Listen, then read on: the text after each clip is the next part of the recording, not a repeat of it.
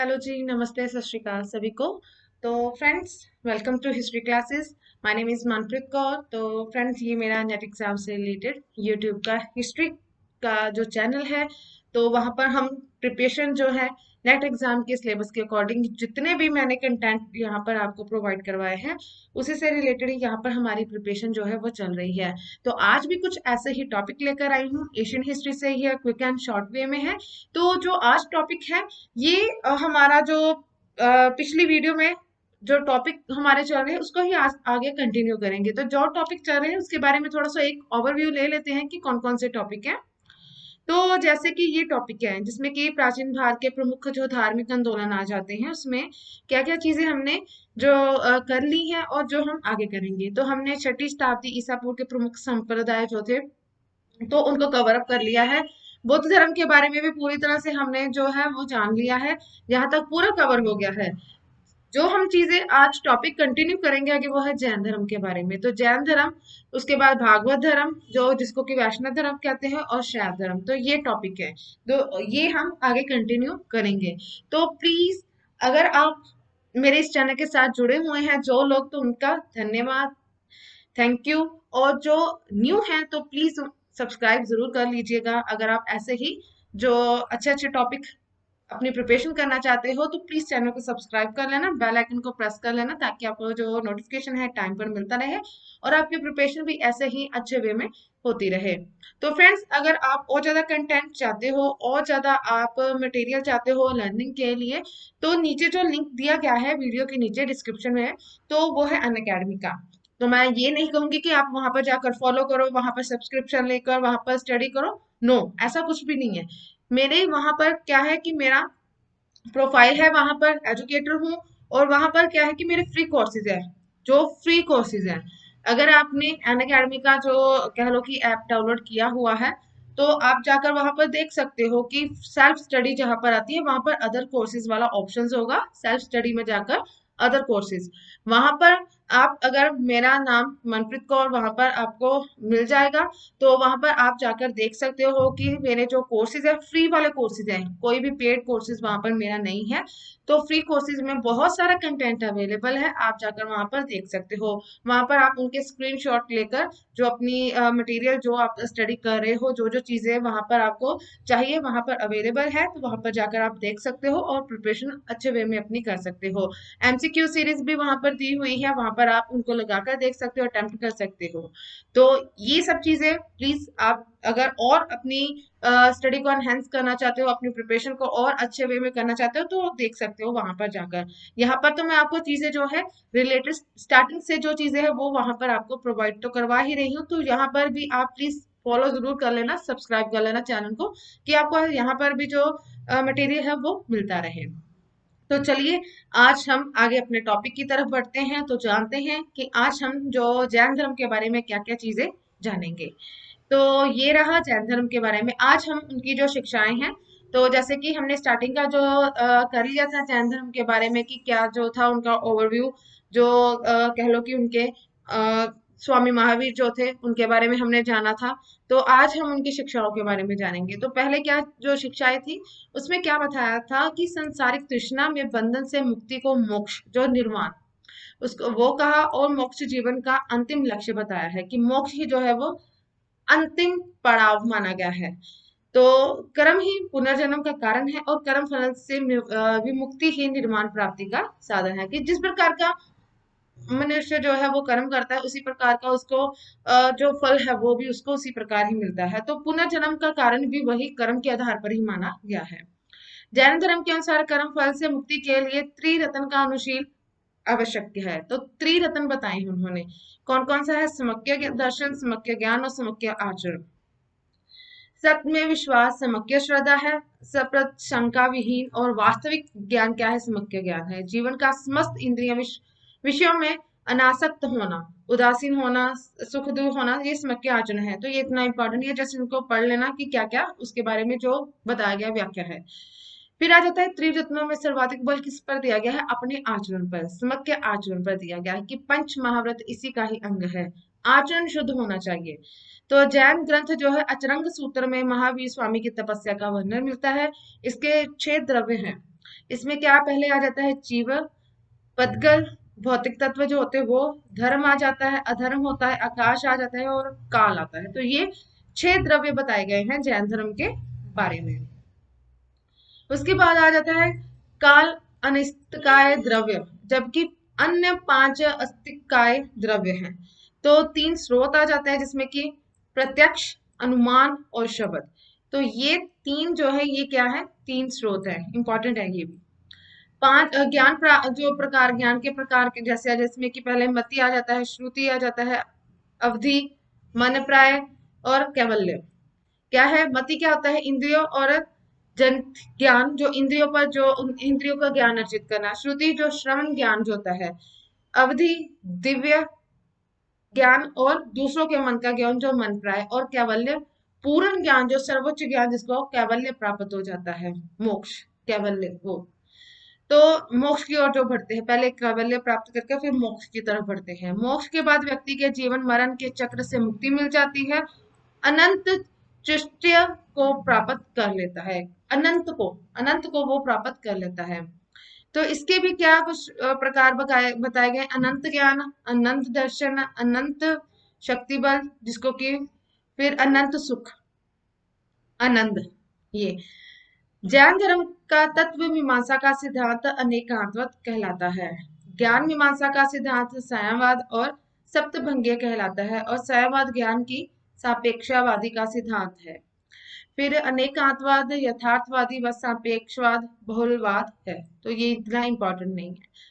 फिर आ जाता है जैन धर्म में आत्मा का सिद्धांत क्या है? अनेकात्मावाद, जिसमें आत्मा की बहुलता का सिद्धांत उसको कहा जाता है। जैन धर्म अनीश्वरवादी है, उसमें उसके अनुसार सृष्टि के निर्माण सार्वभौमिक विधान से हुआ है। इसलिए जैन धर्म प्रलय की अवधारणा में विश्वास नहीं करता है, कि जो प्रलय है उसकी अवधारणा पर बिल्कुल भी विश्वास नहीं है। तो आंशिक ज्ञान को नय कहा जाता है। जैन धर्म में वर्ण व्यवस्था का खंडन नहीं किया गया है। जैन धर्म में देवताओं का अस्तित्व स्वीकार किया गया है, पर उनका जो स्थान है वो जिन के नीचे रखा गया है। किसके नीचे? जिन के नीचे उसको रखा गया है। अस्त्र कर्म की जीव की ओर अप्रवाह अस्त्र कहलाता है। सवर जब जीव की ओर कर्मों का प्रवाह रुक जाए तो इसे सवर कहते हैं। निरंजना तो संचित कर्मों का नष्ट होना निरंजना कहलाता है। मोक्ष अस्त्व के कारण जीव बंधन में पड़ता है। संवर और निरंजना के कारण जीव को मुक्ति मिल जाती है, तो ये मोक्ष कहलाते हैं। तो ये कुछ इतने इंपॉर्टेंट नहीं है, जस्ट इनको एक बार ज्ञान होना बहुत जरूरी है, आपको इसके बारे में नॉलेज होनी जरूरी है, तो बस एक बार पढ़िएगा जरूर। उसके बाद आ जाता है कसाय। तो कसाय में ये तत्व है जिस पर कर्म पदकल चिपकते हैं। 4 कसाय है, जिसमें कि लोभ आ जाता है, क्रोध होता है, मोह होता है, उन्मान होता है। तो इसमें 4 आ जाते हैं। 4 कसाय कौन कौन से, ये ध्यान में रखिए। जैन धर्म के अनुसार 18 पाप है। कितने हैं? 18। फिर आ जाता है कि जैन धर्म में वेदों को अप्रमाणिक माना जाता है। यज्ञों में पशु बलि का विरोध किया जाता है। फिर जैन धर्म में युद्ध व कृषि वर्जित है। तो ये कुछ जो है जैन धर्म में वर्जित बताए गए हैं। इसमें जीव हिंसा होती है, क्योंकि जो युद्ध होता है और कृषि की जाती है, तो इसमें क्या कहते हैं, क्यों वर्जित है? क्योंकि इसमें जीव की हिंसा होती है। जैनियों ने अपना कार्यकलाप व्यापार और वाणिज्य तक ही सीमित रखा है। उसके बाद थेरा क्या है? जैन धर्म में मुख्य उपदेशक को थेरा कहा जाता है। बुद्ध साहित्य में महावीर स्वामी को निगंठ नाटपुत्र कहा गया है। महावीर स्वामी ने एक संघ की स्थापना की, जिसमें कि 11 प्रमुख अनुयायी, जो कि गंधर्व कहलाए हैं। ये गंधर्व 11 ब्राह्मण थे, जिनको की पावा में क्या दी गई थी? दीक्षा दी गई थी, उनको दीक्षित किया गया था संघ में। तो 11 अनुयायी थे जिनको दीक्षित करके संघ में शामिल किया गया था। उसके बाद आ जाता है कि 10 गंधर्वों की मृत्यु महावीर के जीवन काल में ही हो गई थी। फिर उनके नामों की जानकारी कल्प सूत्र में, अवश्य युक्ति एवं आवश्यक चुनी में मिलती है। फिर महावीर स्वामी की मृत्यु के बाद केवल सुधर्मन नामक गंधर्व जो थे वो ही जीवित रहे, जबकि यह शंकर मिश्रा के अनुसार महावीर स्वामी की मृत्यु के बाद ही सुधर्मन और इंद्रभूति नामक 2 गंधर्व जीवित रहे थे। सुधर्मन महावीर स्वामी की मृत्यु के बाद जैन धर्म के संघ के प्रथम अध्यक्ष के रूप में थे, और अंतिम कौन थे? थेरा भद्रबाहु थे। तो ये प्रथम थेरा थे, जो थेरवादी जो आ जाते हैं उनमें ये शामिल थे। सुधर्मन के बाद जम्बू जैन धर्म संघ के अध्यक्ष बने थे, जो अंतिम कैवली भी थे। तो कौन थे? पहले महावीर स्वामी के बाद सुधर्मन, फिर आ जाते हैं उसके बाद जम्बू, जो जैन धर्म के अंतिम। तो पहले सुधर्मन थे, लास्ट के जम्बू। तो ये ध्यान में रखिए, पहले और लास्ट के जरूर पूछे जाते हैं। उसके बाद क्या था कि महावीर स्वामी ने अपनी पुत्री जो थी प्रिय दर्शना का विवाह किसके साथ किया था? जमाली नामक क्षत्रिय, जो उनका भांजा था, उनसे कर दिया। जमाली महावीर स्वामी का प्रथम शिष्य भी था, और इसने ही महावीर स्वामी से क्रियमानकृत सिद्धांत पर मतभेद हो गया, और जमाली ने संघ से अलग होकर बहुत्ववाद चलाया था। मतभेद हुआ और अपना अलग संघ बनाया। उसके बाद उनकी शिष्या कौन थी? प्रिय जो प्रथम शिष्या थी चंदना, भिक्षुणी संघ के अध्यक्ष के रूप में वो चुनी गई थी। भिक्षु भिक्षुणी जैन सन्यासी होते थे, जबकि श्रावक और श्राविका क्या थे? ये ग्रस्त में रहकर ही जैन मत का पालन करते थे, जैन धर्म को मानते थे। उनके जो शिक्षाएं हैं उन पर वो अपना जीवन व्यतीत करते थे। ये होते थे श्रावक और श्राविका। फिर आ जाते हैं यति, जो साधु होते थे उनको यति कहा जाता था, जैन साधुओं को। भिक्षु संघ व भिक्षुणी संघ की स्थापना पावापुरी में की गई थी। पावापुरी में जैन धर्म का सारनाथ भी कहते हैं पावापुरी को। पावापुरी में चतुर्विध संघ जो थे ये भिक्षु भिक्षुणी श्रावक श्राविका बना। महावीर स्वामी ने अपना पहला उपदेश राजग्राम के निकट विपुल विपुलचल विपुलचल पहाड़ी पर दिया था। उसके बाद ये दो संप्रदायों में बटा, श्वेतांबर और दिगंबर। श्वेतांबर जो थे उनके भी कुछ अलग आ जाते हैं, तो ये भी जैसे कि बौद्ध धर्म था, हीनयान महायान में बटा था, उसके भी हीनयान के भी अलग संप्रदाय आ जाती है, आगे आगे उनको भी बांटा गया था, महायान को भी। तो इस प्रकार श्वेतांबर जो है वो, तो इसमें पुजेरा, डेरावासी, डुंडिया, स्थानकवासी व थेरापंथी इसके उप संप्रदाय आ जाती है। तो ये इतने पूछे नहीं जाते हैं। श्वेतांबर आगम में विश्वास करते थे। 19वें तीर्थंकर मणिनाथ को स्त्री मानते थे, उनके अनुसार भोजन ग्रहण करना आवश्यक माना गया है। तीर्थंकरों का जीवन चरित्र लिखते समय चरित्र शब्द का प्रयोग किया गया था। उसके बाद दिगंबर कौन थे? इनके भी कुछ अलग आ जाते हैं, जो ऊपर संप्रदाय, जिसमें कि तेरापंथी, तारानाथपंथी, स्मया, तोतापंथी, बीसपंथी, गुणमानपंथी। तो कुछ उप संप्रदाय थी। दिगंबर आगम में विश्वास नहीं करते थे, जबकि जो कह लो कि जो दूसरे थे थेरावादी थे वो विश्वास करते थे। सॉरी, श्वेतांबर जो थे ये विश्वास करते थे, दिगंबर जो थे ये विश्वास नहीं करते थे। ये अविवाहित थे, महावीर स्वामी को अविवाहित, क्योंकि इसके अनुसार महावीर अविवाहित थे, भोजन आवश्यक नहीं थे, लेकिन वो मानते थे श्वेतांबर वाले। तीर्थंकरों का जीवन चरित्र लिखते समय पुराण शब्द का प्रयोग किया गया था। उन्होंने चरित्र शब्द का प्रयोग किया गया था, इन्होंने पुराण शब्द का। उसके बाद 300 ईसा पूर्व में मगध में अकाल पड़ने पर स्थूल बाहु के नेतृत्व में मगध में निवास करने वाले श्वेत वस्त्र धारण करने वाले जैन भिक्षु श्वेतांबर कहलाए थे। क्योंकि श्वेत वस्त्र धारण करते थे तो ये श्वेतांबर कहलाए थे, उनके कपड़ों के आधार पर उनका जो नाम पड़ा। फिर अकाल के समय छठे जैन आचार्य कौन थे? अंतिम थेरा भद्रबाहु के नेतृत्व में मगध छोड़कर शर्व में गौला जाने वाले जैन दिगंबर कहलाए थे। फिर दिगंबर अपने आप को शुद्ध बताते थे और नंगे रहते थे, दक्षिणी जैनी कहलाए थे। दिगंबर मतवालंबी जो थी ये भद्रबाहु की शिक्षाओं को ही प्रमाणिक मानते थे। फिर आ जाता है कि ये उपवास द्वारा शरीर त्यागना श्वेतांबरों में संथारा एवं दिगंबरों में सुलेखना कहलाता था। सुलेखना पद्धति और संथारा पद्धति पर तो ये अलग अलग कहलाए थे। तो ये क्या था कि उपवास कर अपने शरीर को पूर्ण रूप से त्याग देना। श्वेतांबर वाले इसको संथारा कहते थे और दिगंबर वाले इसको सुलेखना पद्धति। तो जैन भिक्षु भिक्षुणी सुलेखना द्वारा शरीर त्यागते थे। सुलेखना का अर्थ होता है उपवास द्वारा शरीर को त्यागना, सुलेखना पद्धति ये। इसके बाद सुलेखना को निष्पत्तिकार मनन वैकुंठ भी कहा जाता है। जो चंद्रगुप्त मौर्य थे उन्होंने श्रवण में घोला में चंद्र नामक पहाड़ी पर सुलेखना पद्धति द्वारा अपना शरीर को त्याग दिया था, कि उपवास कर अपने शरीर को त्यागा था। ये क्वेश्चंस कई बार पूछा गया है प्रीवियस ईयर में, तो ये आ सकता है। चंद्रगुप्त मौर्य राष्ट्रकूट शासक इंद्र चतुर्थ जैन विद्वान हेमचंद्र ने ही इसी प्रकार अपनी मृत्यु का वर्णन भी किया है सुलेखना पद्धति के द्वारा। श्वेतांबर संप्रदाय ने ही सर्वप्रथम महावीर स्वामी एवं अन्य जैन तीर्थंकरों की पूजा प्रथम शताब्दी के आसपास शुरू की थी। उत्तर भारत में जैन धर्म के दो प्रमुख केंद्र हैं, जिसमें कि उज्जैन एवं मथुरा थे। पश्चिम में गिरनार प्रमुख केंद्र था। पूर्व भारत में पुंडरवर्धन और दक्षिण भारत में क्या था, कर्नाटक दिगंबर संप्रदाय का प्रमुख केंद्र माना गया है। तो ये उनके केंद्र बताए गए हैं पूरे भारत में कहाँ कहाँ पर थे।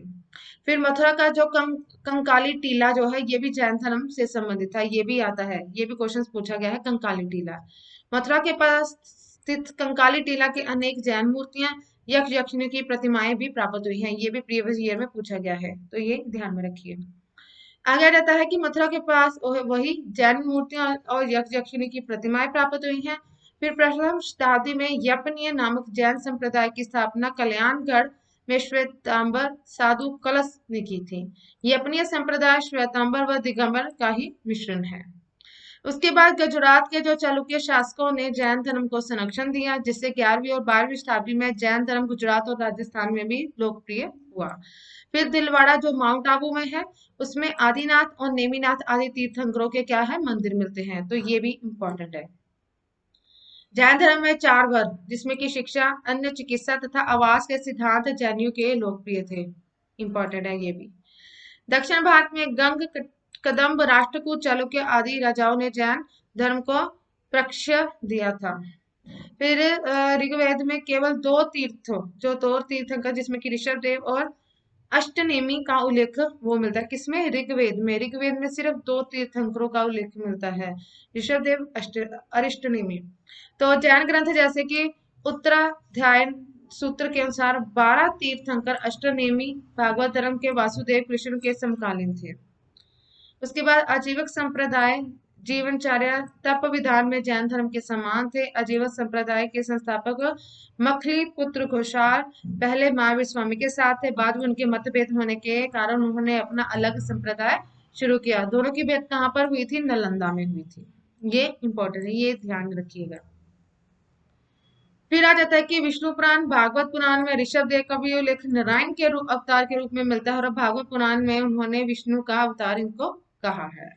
फिर आ जाता है जैन धर्म के जो समर्थक थे, जिन्होंने संरक्षण दिया था, जिसमें कि उदयन, बिंबिसार, अजात शत्रु, चंद्रगुप्त मौर्य, बिंदुसार, खारवेल और अमोघवर्ष थे। तो ये 7 थे जिन्होंने जैन धर्म के समर्थक के रूप में थे। और अनुयायी नरेश कौन कौन से थे? जैसे कि बिंबिसार अजातशत्रु, ये मगध के नरेश थे। उदयन वत्स्य नरेश था। पदोत कौन था? अवंती नरेश था। उदयन का कौन था? पाटलिपुत्र का संस्थापक मगध नरेश। और दधिवाहन चंपा नरेश था। अधिकांश जैन धर्म ग्रंथ जो था ये अर्धमागधी भाषा में ही थे, और कुछ ग्रंथ जो थे अपभ्रंश भाषा में लिखे थे। जैन मुनि हेमचंद्र ने अपभ्रंश भाषा का पहला व्याकरण भी तैयार किया था।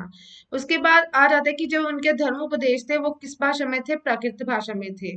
तो जो बौद्ध के थे जो वो पाली भाषा में, और ये प्राकृत भाषा में थे। जैन धर्म का सबसे महत्वपूर्ण ग्रंथ क्या था? कल्प सूत्र संस्कृत में लिखा गया है, ये भद्रबाहु की रचना है। और प्रारंभिक जैन धर्म का जो इतिहास इसमें मिलता है, 3 भागों में इसको संकलित किया गया। इसमें पहले भाग में महावीर स्वामी से पूर्व 23 तीर्थंकरों के जीवन का वर्णन है, और दूसरे भाग में जैन धर्म के नियम, सिद्धांत, शिक्षाएं वो, और जो तीसरा भाग उसमें गाथाओं का वर्णन वो मिलता है। तो 3 भागों में ये मिलता है, 3 भाग है इसके। जैन दर्शन सांख्य दर्शन में काफी समानताएं मानी गई हैं। तो कलिंग का जो राजा था खारवेल जैन धर्म का अनुयायी था। जैन मूर्ति पूजा प्राचीनतम अभिलेख या साक्ष्य हाथी गुफा अभिलेख में मिलती है, कि जैन मूर्ति पूजा का जो उल्लेख है हाथी गुफा अभिलेख उसमें मिलता है। फिर आ जाता है, उसमें बताया गया है कि जो राष्ट्रकूट नरेश थे अमोघवर्ष जैन सन्यासी बन गए थे। उन्होंने संस्कृत में रत्ना मलिका नामक ग्रंथ की रचना की थी। चंपा के शासक दहीमान की पुत्री चंदना जो थी, ये पहली भिक्षुणी थी जो भिक्षु संघ की प्रधान के रूप में चुनी गई थी। उज्जैन के शासक गर्दभिल का पुत्र जो विक्रमादित्य जैन धर्म का प्रबल समर्थक था, अनुयायी बना। उसने क्या था, उस बनाने का जो श्रेय है आचार्य सिंध सेन को दिया जाता है, कि जो अनुयायी बनाने का। नंद शासक भी कौन थे? जैन ही थे। आचार्य सुसितन, कालकाचार्य व कुदकुद दक्षिण भारतीय जैन आचार्य थे। ये मठ को क्या कहते थे? बसादी। तो जैन मठों को बसादी कहा गया था। उसके बाद इनके जो प्रतीक चिन्ह आ जाते हैं, जैसे कि ऋषभ देव जो आदिनाथ है, इनका क्या है? ऋषभ प्रतीक चिन्ह। अजीतनाथ का हाथी, संभव का क्या था, घोड़ा, शांतिनाथ का हिरण, पार्श्वनाथ का सर्प, नेमिनाथ का शंख, महावीर का सिंह और नमीनाथ का था नीला कमल और मल्लीनाथ का था जल कलश। तो ये कुछ उनके प्रतीक चिन्ह के रूप में है। उसके बाद आ जाता है कि महावीर स्वामी द्वारा दिए गए सिद्धांत 14 प्राचीन ग्रंथों में संकलित है। इन ग्रंथों को पूर्व कहते हैं। क्या कहा जाता है? 14 प्राचीन ग्रंथों में इनको संकलित किया गया है और पूर्व कहा गया है। बाद में इनके इंपॉर्टेंट आ जाती है जो इनकी जैन संगतियां हुई थी। ज्यादातर तो बुद्ध संगतियां पूछी जाती हैं, लेकिन जैन संगतियों के बारे में भी कई बार क्वेश्चन पूछा गया है, तो इसलिए इनके बारे में भी जानकारी होनी जरूरी है। तो प्रथम जैन महासभा कब हुई थी? चंद्रगुप्त मौर्य के शासनकाल में 300 ईसा पाटलिपुत्र में जैन धर्म के उपदेशों के संकलन हेतु तो यहाँ पर महासभा का आयोजन किया गया था। 14 पूर्व का स्थूलभद्र ने 12 अंगों में संपादन किया था। तो किसके प्रधान भाग थे? 14। तो उसका स्थूलभद्र ने 12 अंगों में उसका संपादन किया और श्वेतांबर ने 12 अंगों को ही स्वीकार किया था। तो महासभा का दक्षिण के दिगंबर जैन तथा भद्रबाहु आदि ने बहिष्कार किया था। स्थूलभद्र और संभूति विजय नामक सतवीरों के निरीक्षण में हुई थी ये सभा। इसमें जैन धर्म श्वेतांबर और दिगंबर दो संप्रदायों में बटा था। उसके बाद जैन धर्म जो था श्वेतांबर और दिगंबर संप्रदायों में बट गया। फिर दिगंबर साधुओं को शुल्क, एलक और नीलग्रंथ कहा जाता था तथा श्वेतांबर साधु को यति, साधु, आचार्य भी कहा जाता था। उसके बाद दूसरी जो जैन संगति हुई थी, इसमें ये 512 से 513 ईस्वी में देव देव देविधि गनी जो श्रमाश्रमण के नेतृत्व में एक मैत्रिक वंश के शासक श्रवसेन प्रथम के संरक्षण में गुजरात व वल्लभी में द्वितीय जैन महासभा का आयोजन हुआ था। इसका मूल उद्देश्य क्या था कि जैन धर्म के जो मूल पाठों का एकत्र कर उनको आगम का रूप देना था। तो धर्म ग्रंथों को अंतिम रूप में अर्धमार्गी भाषा में संकलित कर लिपिबद्ध किया गया और 12 उपांग इसमें जोड़ दिए गए थे। तो 12 अंग इस समय खो गया। तो ये प्रथम संकलन जो सभा थी, प्रथम सभा में संकलित 12वां अंग जो था वो इसमें खो गया था। 12 उपांग इसमें जोड़े गए थे, लेकिन जो 12वां अंग था वो ही खो गया था। फिर उवास उवास गदसाओ उवास गदसाओ में 10 जैन व्यापारियों की कथा भी मिलती है। ये भी इंपॉर्टेंट, ये भी कई बार पूछा गया है। तो जैन धर्म अपनाकर मोक्ष प्राप्त किया था उन्होंने, जैन व्यापारियों ने। कौन से? 10 जैन व्यापारियों की कथा का वर्णन है जिनको उवास सदगाओ कहा गया है और जिन्होंने मोक्ष प्राप्त किया था। भगवती सूत्र में जैन तीर्थंकर महावीर स्वामी के जीवन एवं जैन सिद्धांतों के बारे में उल्लेखित किया गया है, उसमें मिलता है भगवती सूत्र में। फिर उसके बाद आ जाता है अचरंग सूत्र में एवं भगवती सूत्र में सबसे अधिक महत्वपूर्ण अंग मिलते हैं। सूत्र कृतांग में भी विभिन्न जैन मतों का वर्णन है। सूत्र कृतांग और अचरंग सूत्र जो है ये प्राचीनतम जैन अंग है। शलाका पुरुष अवधारणा जैन धर्म से संबंधित है। जैनियों के द्वारा ही 63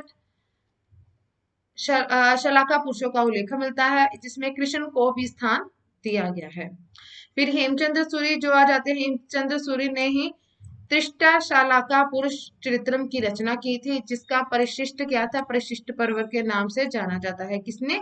हेमचंद्र सूरी ने त्रिष्टा शालाका पुरुष चरित्रम की रचना की और परिशिष्ट पर्व के नाम से जाने जाता है।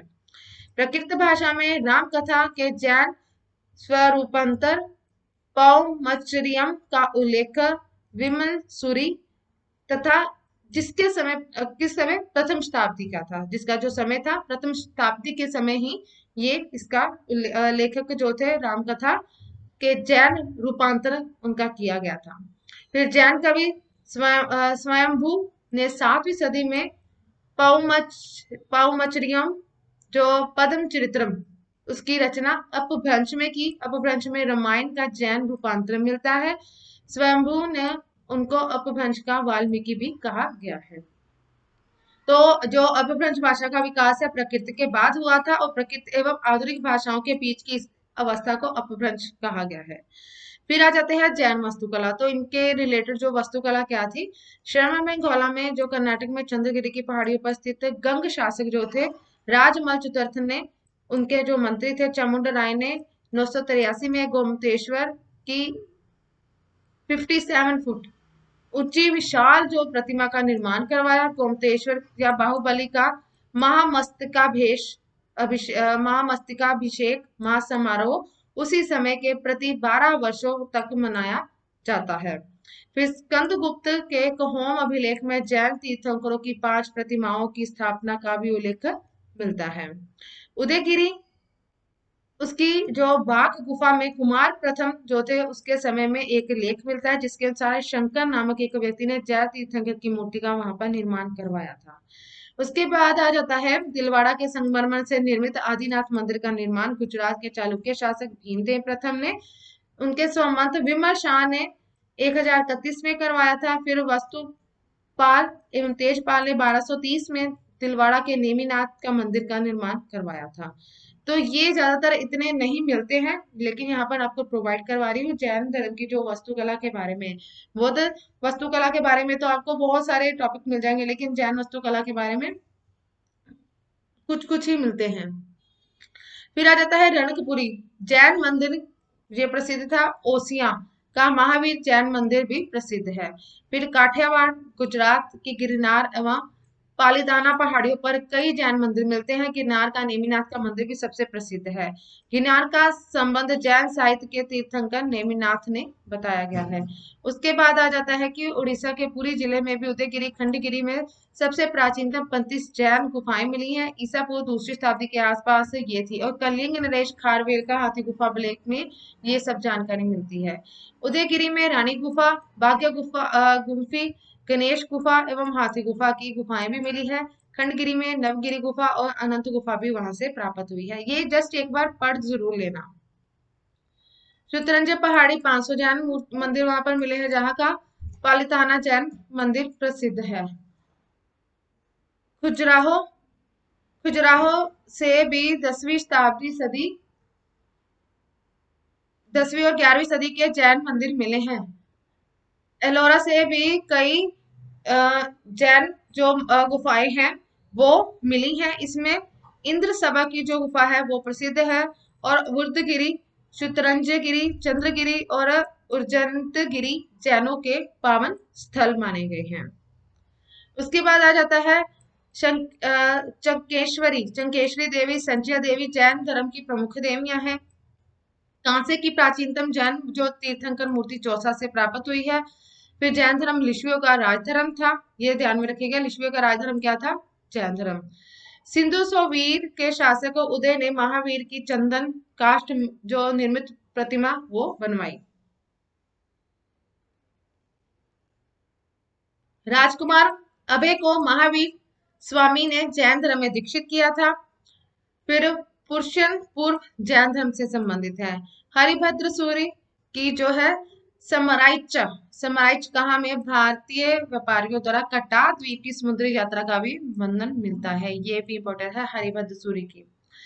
सोनगिरी के 108 श्वेतांबर जैन मंदिरों और जिसमें कि मुख्य जो मंदिर थे वो चंद्र प्रभु का है, वो प्रमुख है।